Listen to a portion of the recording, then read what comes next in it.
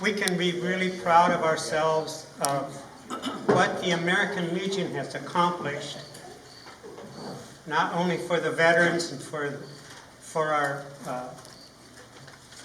young men and women coming out of the service, but the GI Bill, to redoing the GI Bill to make it work for the future.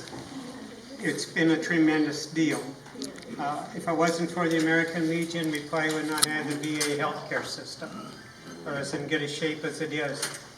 The American Legion, for some people that don't realize, has been the strongest voice on the Hill in Des Moines, or on the Hill in Washington, D.C., advocating to all of our congressmen and senators and legislators the need for the veteran, not to let it go away.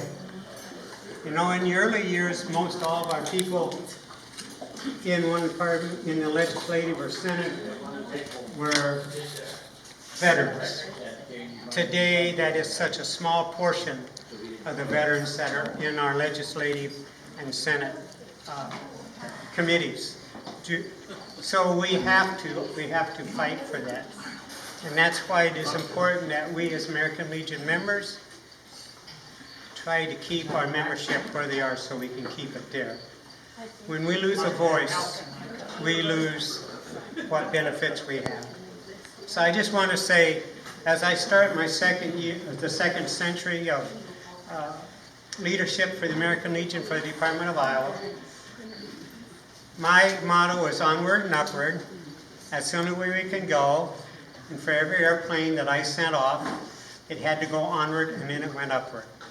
And so that is my goal as I take the American Legion Department of Iowa, that we go onward and upward in what we do for the American Legion, what we do for our children and youth, what we do for our veterans that have served, who are serving, and those in the future.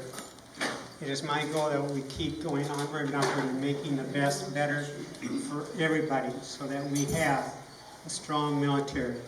We have veterans benefits for veterans, and we have VA health care, the best in the nation. And if you look at the accurate ratings, the VA health care is #1. And we're #1 because we understand every veteran that walks through the door. We understand what they went through, and we're there to help them, not just with a pill, but we're there to help them work through the trials of mental and whatever it is. We are there for them, and the VA is there thanks to the courtesy of the American Legion. Thanks to each one of you for your service. Thank you, the ladies of the auxiliary, for standing behind us and being there for us and helping us through different things. We would not be as strong today if it weren't for the auxiliary that backs the American Legion. So we work hand in hand as a family to make things better. Thank you.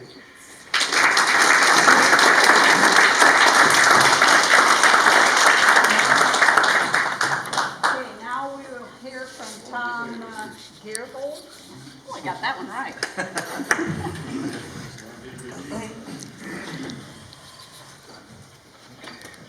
Good evening, everyone. My name is Tom Gerhold, and I'm from Atkins, Iowa. I replaced Don Pettengill in the state legislature.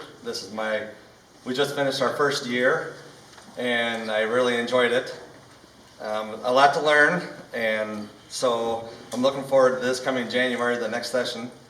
So I'm on the Agriculture Committee and International Relations and Economic Development Subcommittee. So I'm still learning, so bear with me on that. Don was, I understand, was a great supporter of the military people, so I have some big shoes to fill for there. I want to thank you everyone for letting me speak for a little bit, and thank you very much for your service to the country. This country wouldn't be the greatest in the world if it wasn't for you, for everyone that served. So thank you very much for that. Since it's your 100th birthday of the American Legion, I have a proclamation from the Governor of Iowa, Governor Kim Reynolds, and I'd like to read this to you.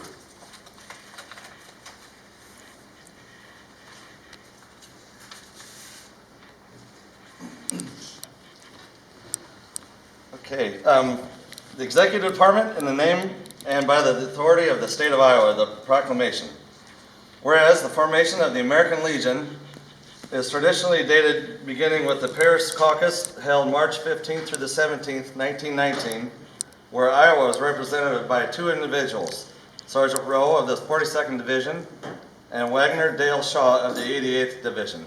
And whereas two Iowans, Sergeant Charles Doxey of Monticello and Major H. Polk of Des Moines, represented Iowa on the planning committee for the St. Louis caucus, where a delegation of 38 Iowans was present. And whereas creation of the American Legion in Iowa began with the appointment of John McVicker as temporary adjutant and the chartering of local posts beginning on May 28, 1919. And whereas the first Department of Convention of the American Legion in Iowa was held at the Hotel Fort Des Moines in Des Moines, Iowa on September 4th and 5th, 1919. And whereas the United States Congress authorized the issuance of a federal charter to the American Legion on September 16th, 1919. And whereas the 6-month period from March 15th through September 16th of 1919 can be described as the formation period of the American Legion in Iowa. And whereas the centennial of that 6-month formation period will begin in March 2019. Now therefore I, Kim Reynolds, as Governor of the State of Iowa, do hereby proclaim March 11th through the 22nd, 2019 as the 100-year anniversary of the American Legion in Iowa. In testimony whereof I have hereunto subscribed my name and caused the great seal of the state of Iowa to be affixed. Done at Des Moines in this 19th day of March in the year of our Lord 2019. Kim Reynolds, Governor of Iowa, and it was notarized by Secretary of State Paul Pate.